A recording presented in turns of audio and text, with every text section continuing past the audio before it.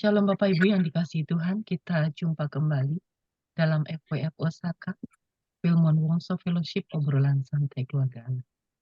Malam hari ini hamba Tuhan yang akan menyampaikan firman Tuhan adalah Bapak Pendeta Urbanus Stephen yang akan menyampaikan tema hidupku bukan aku lagi, tapi Kristus yang hidup dalam aku. Sebelum hambanya menyampaikan firman Tuhan, saya mohon kesediaan Bapak Pendeta Freddy Ongko Saputra untuk memimpin di dalam doa. Silakan Pak Pendeta. Baik, kita berdoa. Haleluya. Tuhan, Engkau sungguh besar dalam kehidupan kami. Engkau yang mengatur, menuntun kami semua hari lepas hari. Kami makin kuat di dalam Engkau, Tuhan. Kami bersyukur ya Bapa, Engkau mengasihi kami, memberkati kami, menjaga kami. Kiranya kasih-Mu terus terhadap kami semua yang ada di sini, agar kami menjadi teladan, menjadi suratan yang terbuka, agar makin banyak orang mengenal Engkau, Tuhan. Tolong kami semua, Tuhan. Dan juga kami mohon berkat-Mu kepada pembicara, Pak Urbanus, agar segala sesuatu menjadi kemuliaan bagi-Mu, Tuhan. Tolong kami semua yang belum hadir juga, Engkau tolong, Tuhan, agar boleh hadir dengan sukacita bersama-sama kami di FBF ini. Ya Bapak, kami bersyukur untuk malam yang indah, kami boleh berbicara tentang Engkau. Roh Kudus bekerja agar semua menjadi kemuliaan bagi-Mu. Di dalam nama-Mu, Tuhan Yesus Kristus, kami naikkan syukur dan doa ini. Amin. Amin. Bapak Pendeta Urbanus Stephen, kami persilahkan. Salam semua keluarga besar FIF yang diberkati Tuhan. Senang sekali bisa menyapa dan senang sekali bisa bersekutu bersama di dalam persekutuan dengan Kristus, di dalam persekutuan yang indah sebagai sebuah keluarga besar kerajaan Allah yang dibangun berdasarkan visi kerajaan Allah, yang menghidupi nilai-nilai kerajaan Allah dan siap menjadi berkat bagi banyak orang. Senang sekali hari ini kita bisa sama-sama akan belajar, saya juga belajar, dan sebuah tema yang menurut saya banyak orang sudah pernah membaca, tetapi saya percaya bahwa Allah yang besar dalam kedaulatan dan kedahsyatannya, Dia akan mengajar kita banyak hal yang penting, sehingga kita bisa mengerti betapa pentingnya kita untuk mengalami Tuhan setiap hari dalam kehidupan kita.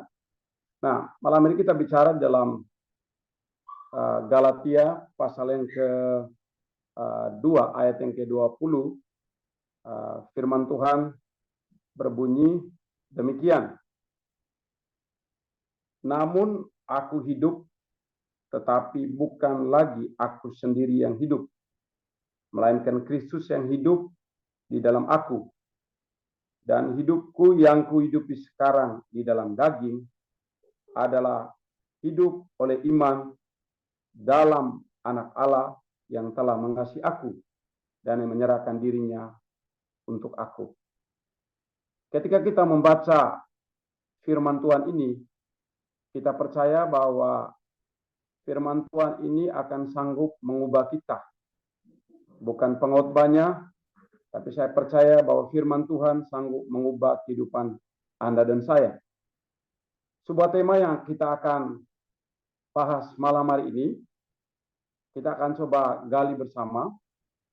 Dan sebelumnya latar belakang daripada kitab Galatia ditulis oleh Paulus dan memiliki latar belakang yang unik tentang beberapa hal yang menarik di dalam tema ini.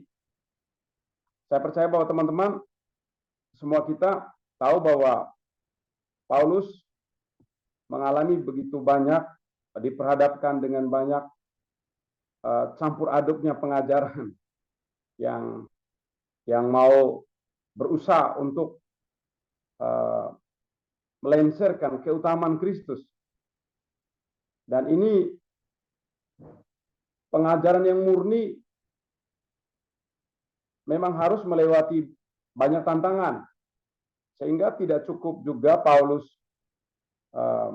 berargumen, tapi Paulus berargumen berdasarkan data kebenaran. Dan seorang yang hebat di dalam studinya, mengerti berbagai bahasa, dan kita melihat sendiri bahwa Paulus sendiri menulis ini karena dia punya pengalaman yang dalam dengan Kristus. Nah, tema ini dikatakan bahwa bukan lagi aku, tetapi Kristus hidup di dalam aku. Sebuah hal yang sangat menarik. Saya melihat kembali bahwa Paulus, dia menggunakan, Rasul Paulus ini menggunakan kata, namun aku hidup, tetapi bukan aku lagi yang aku sendiri yang hidup. Tetapi bukan aku sendiri yang hidup, melainkan Kristus yang hidup di dalam aku. Ini merupakan sebuah kata yang dalam, karena sebelumnya itu dari ayat yang ke-19 C itu dikatakan, aku telah disalibkan dengan Kristus. Nah, saya waktu membaca dan menggali ini, saya lihat bahwa sungguh sangat luar biasa. Karena dari bahasa aslinya itu dari kata sustaro, yang ingin memperjelaskan kepada kita semua malam hari ini bahwa apa yang Paulus ingin mengatakan, bahwa apa yang saya katakan adalah fakta. Sebenarnya saya telah disalibkan oleh Allah dengan Yesus Kristus. Tuhan menyalibkan saya dan saya tidak melakukannya sendiri. Itu terjadi dan telah diselesaikan di masa lalu. Sekali dan untuk selamanya. Tidak perlu ada pengulangan. Ini menjadi dasar bahwa dalam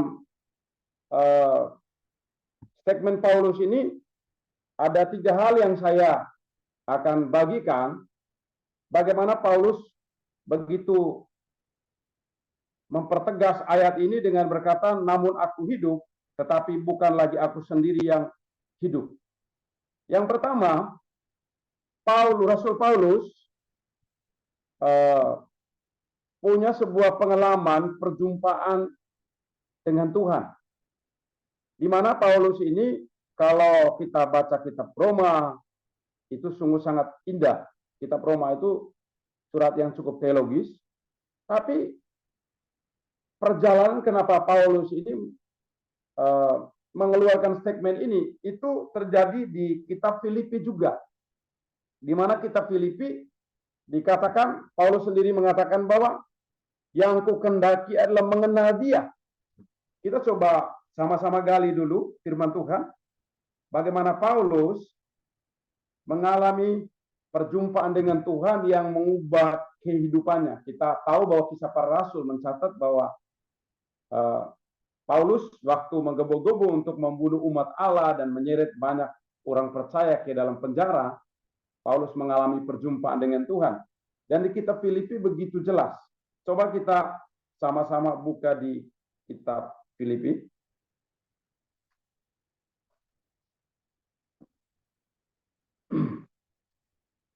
Filipi pasal yang ke-3 tentang kebenaran sejati. Kita buka dalam kitab Filipi.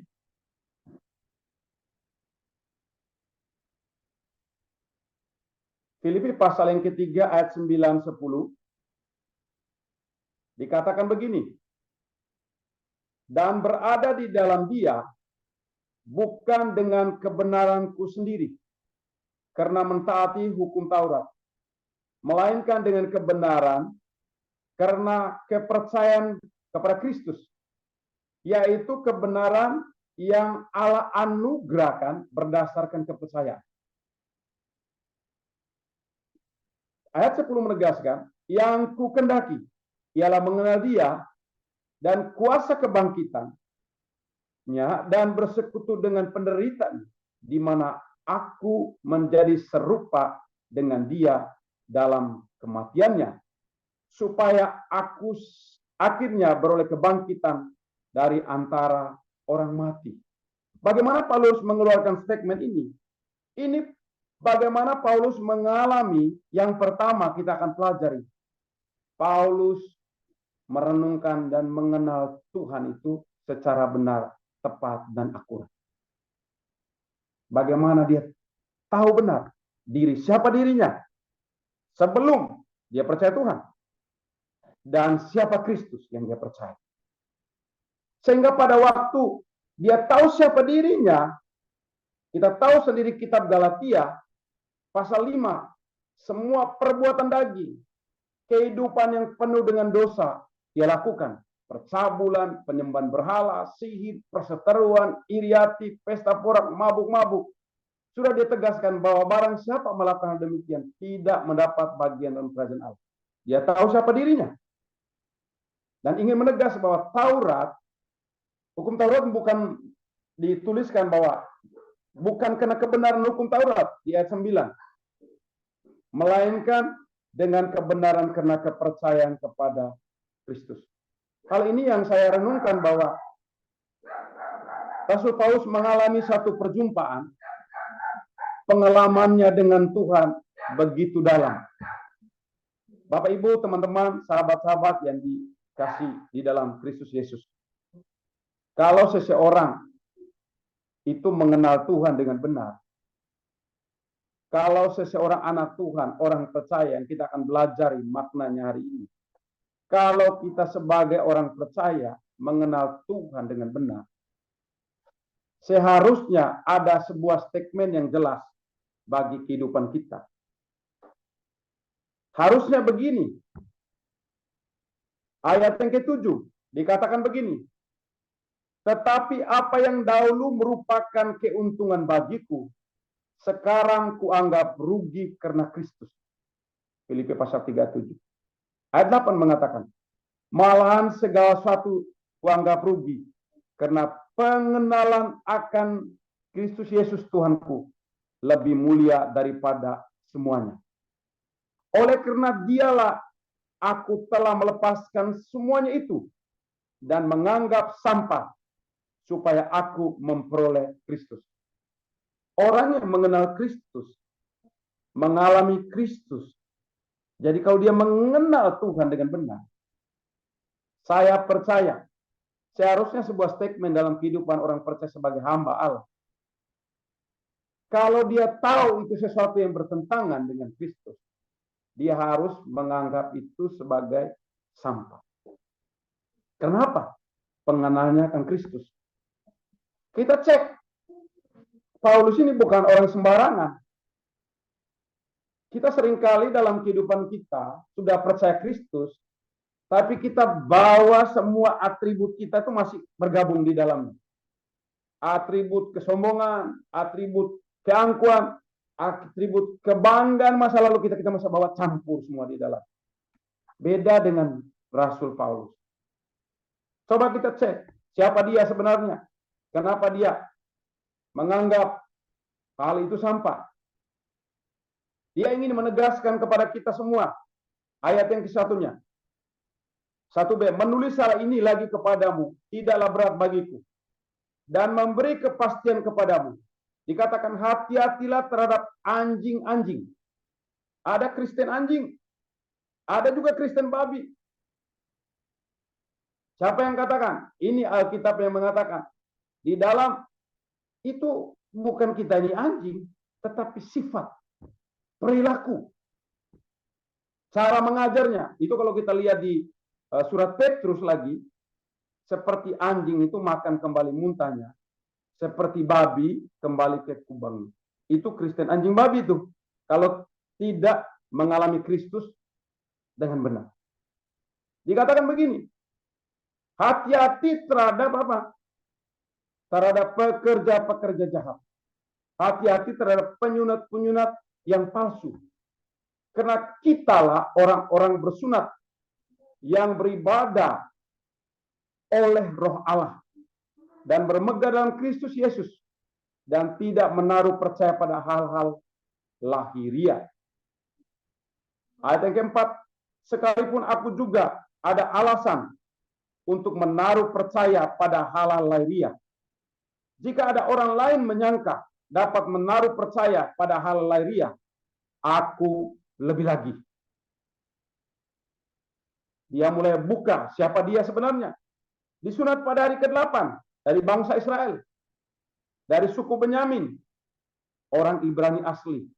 Tentang pendirian terhadap hukum Taurat, aku orang Farisi. Tentang kegiatan, aku penganiaya jemaat. Tentang kebenaran dalam mentaati hukum Taurat, aku tidak bercatat. Tetapi kalimatnya, dia bilang, tetapi apa yang dahulu merupakan keuntungan bagiku sekarang kuanggap rugi karena Kristus. Pertanyaannya malam hari ini Bapak Ibu, kita yang sudah bilang diri kita hamba Tuhan, anak Tuhan, beribadah masuk keluar gereja. Saya mau kasih tahu, masuk keluar gereja bukan membuat engkau menjadi orang yang hebat. Banyak orang masuk keluar gereja menutupi dirinya sebagai orang rohani. Tetapi kekristenan yang sesungguhnya adalah bagaimana Senin, Selasa, Rabu, Kamis, Jumat, Sabtu, bagaimana engkau di marketplace, bagaimana engkau dengan keluargamu, bagaimana engkau dengan siapapun. Itu menunjukkan kesejatian siapa yang kau sembah. Tetapi ini hal yang menjadi penting, bahwa tema ini muncul bahwa bukan aku lagi, tapi Kristus hidup di dalam aku. Kalau seseorang berani mengeluarkan statement bahwa ini Kristus itu hidup dalam aku, itu dimulai dari pengenalannya akan Tuhan. Karena banyak orang mengenal Tuhan seperti Tuhan itu bank. Dia datang kenal Tuhan supaya bisa pinjam uang. Ya, dia kenal Tuhan model kayak apa? Dia kenal Tuhan kayak Tuhan itu dokter. Supaya dia datang disembuhkan. Kalau tidak sembuh, wah Tuhan kurang baik. Dia mengenal Tuhan karena apa? Karena dia diterima, dipuji, dia dikasih di bangku yang paling terdepan. Kalau datang duduk atau dia diangkat-angkat. Cari muka, rasa diri penting. Cara mengenal Tuhan orang itu berbeda-beda. Atau dia datang, dia melakukan sesuatu supaya orang lain lihat, wah ini orang rohani hebat sekali ya. Atau dia berkhotbah di mimbar berapi-api seperti saya, supaya orang lihat, oh ini pendetanya khotbah berapi-api, oh kayaknya dia ini kenal Tuhan yang hebat. Bukan itu standar, indikator untuk membuktikan orang itu mengenal. Seharusnya orang kalau mengenal Kristus itu Tuhan satu-satunya, bukan salah satunya. Seharusnya segala sesuatu yang namanya berbau dosa, berbau daging, dia anggap itu sampah. Dan pertumbuhan seorang Kristen yang sejati seharusnya sampai membenci dosa. Klimaks daripada seorang yang bertumbuh, kenapa? Kristus kudus. Allah mengasihi orang berdosa, tapi Allah tidak kompromi dengan dosa. Klimaks dari pertumbuhan seseorang yang mengenal Tuhan, dia akan menganggap semua yang kebanggaan adalah sampah. Saya mulai refleksi kembali dalam kehidupan saya. Apa motivasi saya mengikuti Tuhan? Apakah karena keuntungan? Orang semua, ya harus untung dong. Bisnis mana bisa enggak untung. Tetapi bisakah kita kalau mengenal Kristus, hati kita ada kerelaan? Saya lihat zaman sekarang, orang itu kalau pendetanya khotbah itu kalau lucu-lucu, gimana? Oh lucu, bagus sekali. Oh dia tuh, waduh. Sekarang itu orang justru akan lihat figurnya. Yang saya mau ngarahkan, kita semua harus kembali baca Alkitab. Injil Yohanes pasal 8 ayat 31-32. Dia menegaskan pada Yesus menegaskan, tinggallah di dalam aku, dalam firman. Karena apa? Kamu akan mengetahui kebenaran dan kebenaran itu akan memerdekakan. Yang membuat kita berubah adalah firman. Bagaimana firman yang telah menjadi manusia, firman yang tertulis adalah kitab. Firman yang telah menjadi manusia, yang memberikan keteladan kepemimpinan adalah Yesus, Tuhan kita. Banyak orang mengenal Tuhan sebagai juru minum, juru masak. Jadi kalau Tuhan tuh dia buat seperti, ya bagaimana saya bisa untung. Tapi orang yang mengenal Tuhan lebih dalam, dia akan berani berkata, Tuhan, kalau yang kau perintahkan, saya tahu kalau ini memang salah. Kalau itu memang itu suami orang, itu memang istri orang, itu barangnya orang. Kembalikan. Kalau kau memang anak Tuhan yang sejati. Kalau itu bukan yang kau punya, jangan dirampas. Makanya kenapa Yohanes Pembaptis waktu berseru sampai umurnya pendek, cukupkan diri dengan gajimu, jangan memeras. Seharusnya orang kenal Tuhan terus begitu kah? Banyak kita bilang, oh hidup tema itu hanya slogan, hidupku bukan lagi, tapi Kristus dalamku. Kita suka sekali, mulut kita masih maki. Zaman sekarang anak-anak muda di sini, saya tinggal di sini, saya hanya bilang begini. Ada yang rokok jalan terus, mabuk jalan terus, maki juga jalan terus. Tapi beribadah juga jalan terus. Saya pikir itu bukan sebuah indikator yang baik untuk mencontohkan siapa kita sebenarnya dalam Kristus. Yang sebenarnya adalah kalau kita kenal Tuhan dalam, mengenal Dia lebih dalam, kita harus apa? Kita harus berkata, Tuhan, kalau ini yang kau mau, Tuhan, saya siap. Walaupun ini berat, tapi kalau ini perintah, saya mau berikan aku kemampuan untuk aku mau ikuti. Bukan dengan kekuatan, bukan dengan kegagahan, bukan dengan kehebatan. Tapi kasih karunia Tuhan yang memampukan kita untuk hidup benar. Melalui respon dan komitmen kita, disiplin kita. Jadi seorang yang mengatakan hidupku bukan aku lagi, ini bicara tentang pikiran, perasaan, dan kehendak. Cita-citanya itu bukan cita-cita dia lagi. Bagaimana dia menghidupi cita-cita Kristus. Itu harus benar-benar direfleksikan dalam kehidupan. Yang pertama, kalau kita mengeluarkan statement hidupku bukan aku lagi tapi Kristus, yang pertama itu dimulai dari pengenalan. Pengenalan, pengetahuan membuat seseorang itu menjadi seorang yang kelihatan hebat. Pengetahuannya, gagasannya, hafal firmannya secara luar biasa. Tapi kalau orang itu tidak masuk pada yang kedua, mengalami Kristus. Saya percaya kalau orang hidupnya mengalami kebaikan Kristus, mengalami pemeliharaan Kristus, dia akan mampu menceritakan apa yang dia alami. Karena kekristenan itu bukan agama, bukan sesuatu yang kita pikir kalau lampu bagusnya nyembah Tuhan di gereja itu hanya pertemuan korporat supaya kita dibangun secara korporat. Tapi yang sebenarnya itu bagaimana mengalami Kristus sehingga kita bisa ceritakan. Hari ini hubungan saya dengan Kristus. Firman yang saya baca ini gini. Saya kemarin mengalami ini, tapi saya bergumul. Saya percaya melalui firman Tuhan ini saya berdoa dan Roh Kudus memberikan illumination, pencerahan. Saya mulai belajar mentaati. Saya mulai belajar mempraktikkan. Ada pokok ketaatan. Orang yang mengalami Kristus itu biasanya ada dalam hidupnya ada pokok ketaatan.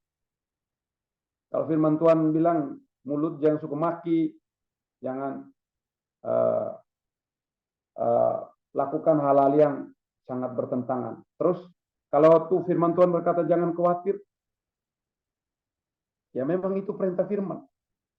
Kalau kita mengalami Kristus, saya percaya sekali bahwa kesaksian hidup kita tidak mengambil kesaksian hidup orang lain, karena setiap orang punya pengalaman hubungan dengan Kristus itu berbeda-beda.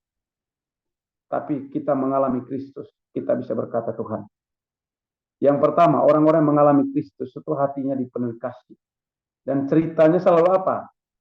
Tuhan tuh, dia ampuni dosa saya. Dia tidak ingat masa lalu saya. Dia angkat hidup saya. Dia buat saya berarti. Saya bisa didengar.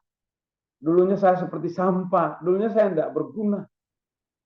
Cerita hidup saya berubah. Karena siapa? Karena Kristus. Semua ceritanya adalah karena Kristus. Semuanya karena Kristus. Bangun pagi, makan, kerja karena Kristus. Hari-hari ini kelihatan kita banyak terpengaruh dengan paradigma yang sering menggeser kita dari kebenaran Injil yang sesungguhnya. Kebenaran Injil yang sesungguhnya. Kalau dulu-dulu saya suka sama batuan zaman-zaman waktu itu, kelihatan mereka nggak terlalu pintar-pintar amat ya.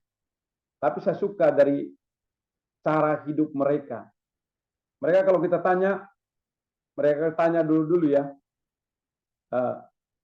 bagaimana? Mereka kalau jawabnya Alkitabiah benar, tapi itu tidak disuka loh. Contoh, kitab Yakobus, kamu bagaimana rencana kamu untuk tahun ini, kamu punya resolusi gimana? Lalu hamba Tuhan kayak jawab begini, ya kalau Tuhan menghendaki. Lalu ada orang membantah begini, kok masa Tuhan menghendaki? Tuhan tuh sudah berkehendak. Maksud dalam konteks ini, kita itu diajar bahwa kehidupan kita ini harus benar-benar kita lihat apa yang Alkitab katakan. Ini yang memang harus dibanjiri dalam keluarga kita, hidup kita, bahwa kalau saya buat begini, berdasarkan firman Tuhan apa? Firman Tuhan ngomong apa sama saya? Bukan pengetahuan kita yang kita gaya diskusi kita hebat-hebat ini. Tapi firman Tuhan kita ngomong kita apa? Kalau firman Tuhan ngomong begitu ya jangan main bantah lah. Dengarkan. Belajar firman Tuhan itu bukan untuk diperdebat. Tapi belajar firman Tuhan untuk dilakukan. Ditaati. Karena saya sangat yakin, saya renungan pagi saya dapatkan bahwa kita ini tidak dipanggil untuk terkenal. Tapi kita dipanggil untuk mentaati Kristus. Menjadi hambanya Kristus. Saya berdoa supaya melalui firman Tuhan malam hari ini, kita mengenal Kristus, kita harus mengalami. Orang yang mengalami Kristus itu, cerita hidupnya berbeda. Dalam melayani Tuhan, kita percaya, saya kalau sebelum saya pergi perjalanan misi, saya tahu ayat firman Tuhan bahwa Tuhan menyertai saya. Tanda-tanda mujizat akan menyertai saya. Tetapi saya nggak bisa membohongi hati saya. Saya kalau berdoa, saya harus mengalami satu tingkat kepuasan. Tingkat kepuasan di mana? Bukan nangis buat-buat, bukan. Tapi kepuasan dalamnya, satu keakraban. Yang di mana saya mengalami kasihnya. Sebelum saya melayani orang, saya perlu harus dilayani oleh Tuhan. Tuhan jamah hati saya. Tuhan benar-benar gerakan hati saya, pelayanan itu harus dimulai dari gerakan 11 kasihan. Jadi pada saat kita melihat orang susah, melihat orang, hati kita itu cepat digerakkan 11 kasihan, karena kita mengalami Kristus. Jadi kita tidak datang ngomong, oh pokoknya gini. Itu kita hanya ngomong, orang hanya nyantol di sini.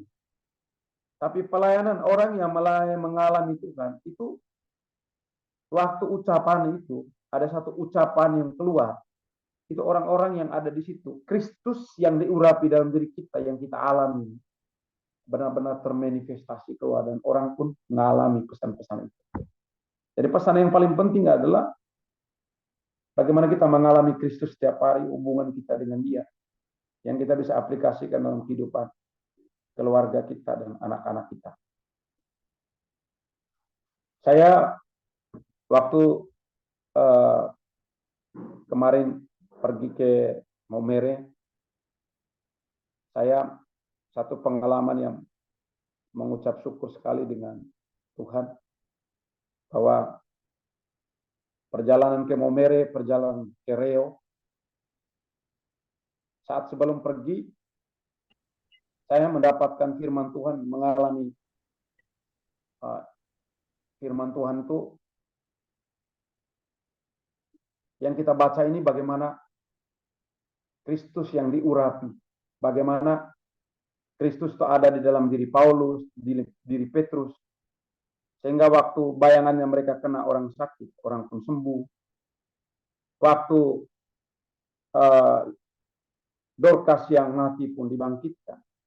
Dan waktu kami pelayanan misi ke Reo, kami mengalami sesuatu yang luar biasa. Sebagaimana ayat firman Tuhan, Tuhan Yesus pergi ke desa-desa, kota-kota, mencarikan orang kusta, menyembuhkan orang sakit.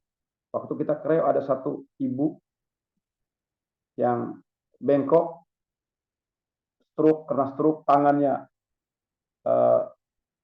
tidak bisa bergerak, dan saya lagi memberitakan firman Tuhan bahwa datang kepada Tuhan Yesus.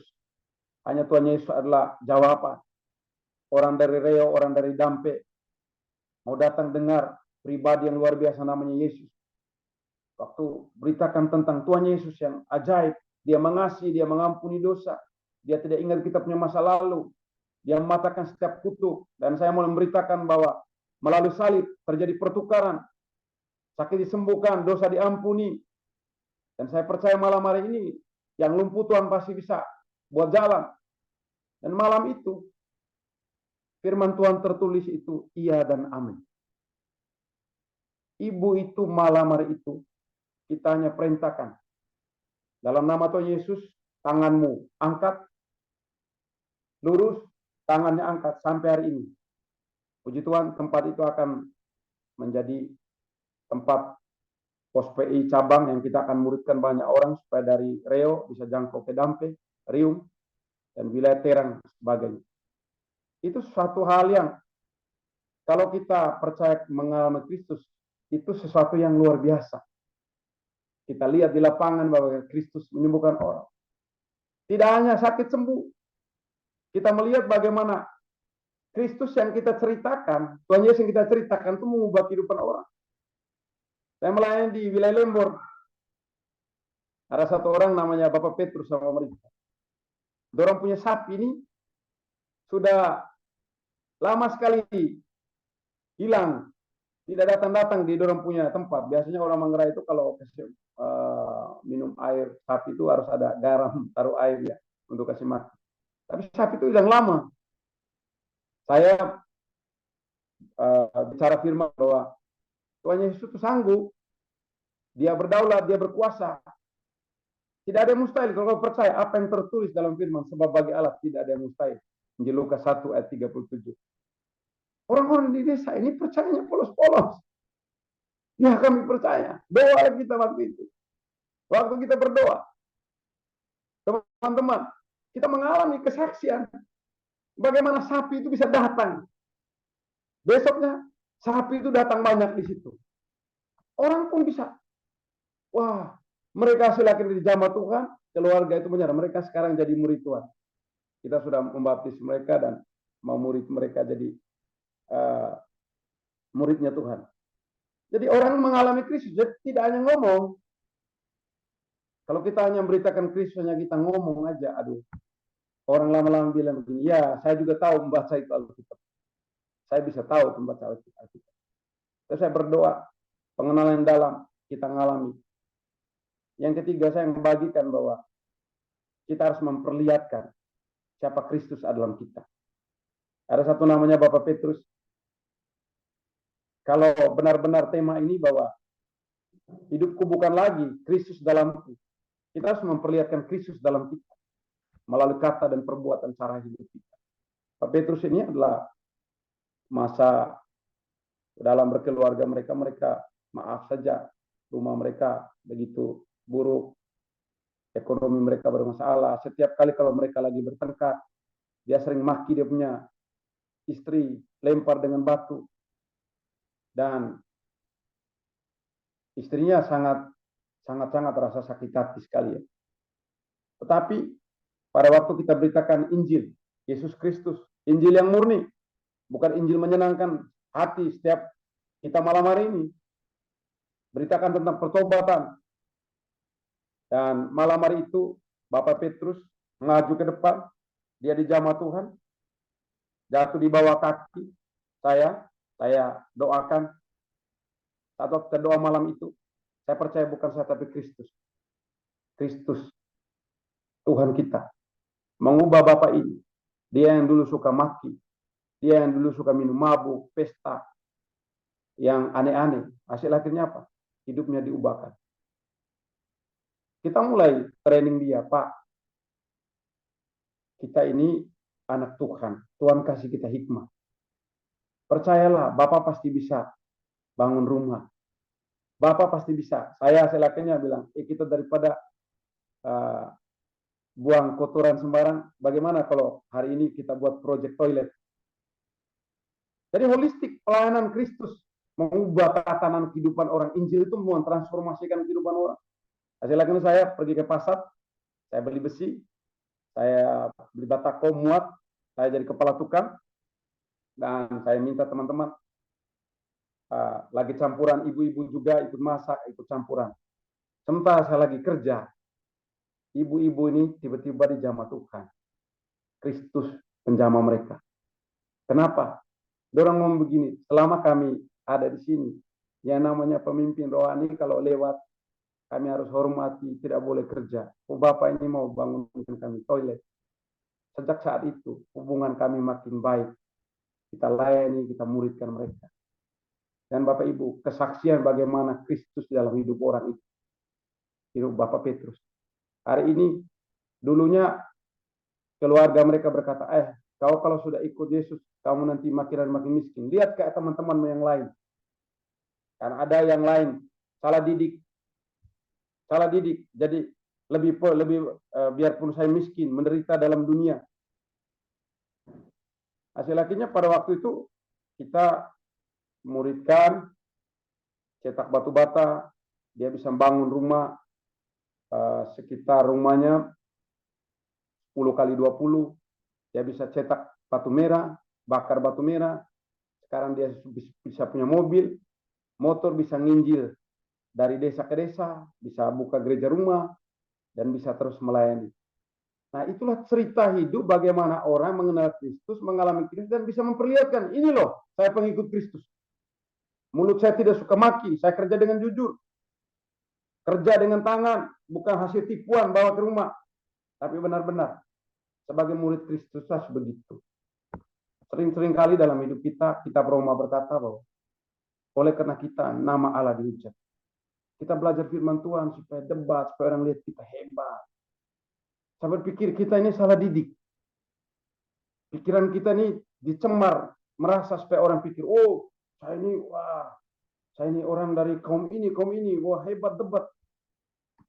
Saya pikir maaf, kalau kita di pulau ini, saya ngomong ke teman-teman, kayaknya tidak ada waktu lagi untuk kita debat-debat ya. Sekarang yang orang lihat adalah bagaimana. Kalau memang hidupmu itu bukan kamu lagi, tapi Kristus di dalam kamu harus memperlihatkan bagaimana hidupmu dalam Kristus. Bagaimana suami memperlakukan istri, istri memperlakukan suami. Bagaimana kita melayani Tuhan. Bagaimana kehidupan kita dengan sesama kita. Saya percaya bahwa setiap malam hari pesannya buat kita. Kalau memang Bapak, Ibu, dan saya adalah murid Kristus, benar-benar Kristus adalah hidup Anda dan saya. Perlihatkan Kristus itu. Supaya orang bisa berkata, oh kamu ini memang Injil yang terbuka. Suratan terbuka yang dibaca oleh setiap orang. Nah, saya mengucap syukur sama Tuhan. Di wilayah kami, di tetangga kami ini, ada biasa dulu kami baru masuk pertama di sini. Itu dia yang paling laris, Bapak Dukun di sebelah sana. Dekat rumah saya ada dari sini. Tapi puji Tuhan, sejak kami masuk di tempat ini, setiap masyarakat yang sakit di sini, datang ke sini kami doakan. Kami ada buat klinik mingguan, kami sediakan obat paracetamol, vitamin. Anak-anak stunting kami sediakan susu. Kita mulai ngumpul, sekarang kita ada gerakan namanya BAS. Bapak angkat anak asuh. Bunda angkat anak asuh. Kita mulai melakukannya bersama-sama. Dan saya pikir bahwa gereja yang sesungguhnya adalah Gereja harus hadiri aktivitas manusia ada di pasar, di tetangga. Sebagaimana kita adalah gereja. Kita adalah gereja Kristus. Kristus adalah kita. Jangan sampai kita ini sudah umur, setiap kali kita ngomong firman, orang ngomong firman, barusan negur kita sedikit, kita mulai argumen. Saya bilang, seharusnya gini, menurut saya tuh gini. Itu, kalau menurut saya, kita mau sampai Tuhan Yesus datang sini ketegur kita, ya, kalau hati kita memang seperti itu, kita sulit berubah. Kenapa? Kita tidak belajar rela ada dalam kasih karunia. Karena bukan kuat dan gagah kita. Kita ada hari ini benar-benar karena kasih karunia dan kemurahan hati. Saya berdoa supaya malam hari ini pengenalan akan Tuhan lebih dalam. Engkau bisa berkata tidak untuk hal-hal yang tidak menyenangkan hati Tuhan. Dan kalau kau mengalami Kristus, cerita hidupmu pasti akan berubah. Ceritamu tentang Kristus yang mengubah hidupmu. Dan selamat memperlihatkan Kristus. Anda adalah garam dan terang dunia. Jangan sampai garam itu sudah jadi tawar ya. Dan itu yang menjadi pesan penting buat hidup saya yang saya renungkan waktu tema ini dikirim oleh keluarga besar dari pengurus kita, Miss Ayu atau Ibu Ayu. Saya merenungkan bahwa Tuhan, ini tema cukup berat. Ini tema tidak hanya sebagai sebuah slogan yang menjadi gaya-gayaan. Tetapi ini benar-benar waktu saya renungkan Tuhan. Saya punya banyak kelemahan, kekurangan dalam memimpin, dalam keluarga. Tapi ketika saya belajar firman Tuhan, memang firman itu pelita bagi kaki kita dan terang bagi jalan hidup. Kalau kita setiap hari baca firman, kita percaya bahwa firman Tuhan yang kita baca dengan suara yang terdengar tidak akan pernah kembali ke Yesus. Firman itu akan mengubah hidup kita dari hari ke hari. Cintai firman Tuhan. Banjiri firman Tuhan dalam pikiran. Kalau kita, firman Tuhan datang di hidup kita, jangan gaya-gayaan dan berkata, oh tidak, itu maksudnya tidak begitu. Itulah terbelakang tidak begitu. Itu bukan untuk saya. Saya ini senior. Saya ini lebih tahu. Itu saya mau kasih tahu, itu sombong. Kalau sifat seperti itu dipelihara, sulit bertumbuh walaupun sudah tua. Ya, kita ini semua rambut putih ini, rambut di atas ini bisa berbicara pada kita bahwa kita rambut sudah putih. Tuhan kasih percaya kita bahwa sampai ke putih rambutnya, dia tetap Tuhan yang menggendong kita. Kesetiaan Tuhan terhadap kita sungguh luar biasa. Maksud saya berdoa malam hari ini, mari perlihatkan Kristus melalui usahamu. Keberhasilanmu itu bukan karena engkau, tetapi karena Kristus dalammu. Hidup yang engkau hidup itu, Kristus dalammu bergerak. Tuhan Yesus memberkati.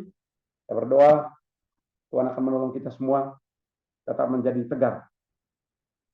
Jadi terang dan garam dimanapun Bapak Ibu berada. Saya kembalikan kepada Miss Ayu. Selamat malam, Tuhan Yesus memberkati. Mohon Pak Pendeta berdoa.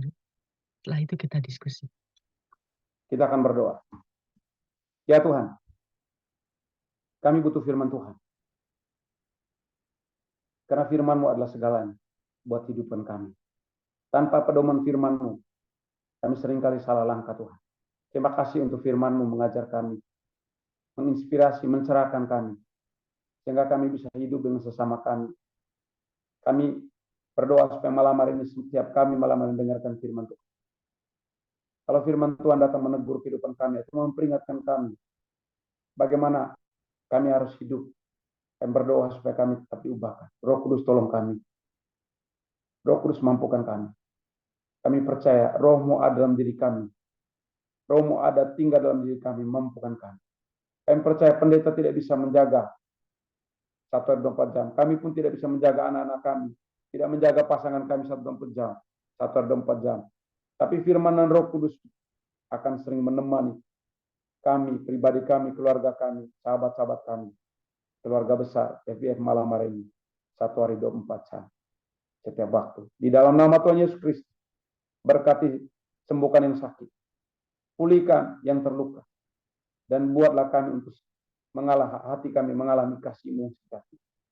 Sehingga kehidupan kami setiap hari terus mengucap syukur untuk segala sesuatu yang Kau kerjakan dalam kehidupan kami. Tuhan terima kasih untuk keselamatan yang Tuhan berikan buat hidup kami. Engkau mencari kami yang rusak, yang hancur, yang bodoh, yang tidak punya harapan, sehingga memberikan harapan masa depan pada kami. Bersyukur Tuhan. Kami mau tetap ada dalam Engkau, tinggal dalam Engkau. Dan kami mengucap syukur untuk keluarga besar malam hari ini di FPF Tuhan.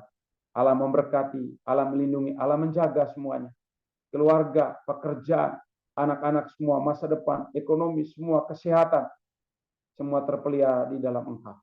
Dan kami berdoa supaya kasih karunia-Mu yang bawa kami untuk mengenal Tuhan begitu dalamnya, begitu tinggi, lebar, panjangnya kasih-Mu dalam kehidupan kami. Kami mengucap syukur malam hari ini di dalam nama Tuhan kami Yesus Kristus. Kami sudah berdoa mengucap syukur. Haleluya. Amin. Shalom. Amin, amin. Thank you. Tuhan Yesus memberkati.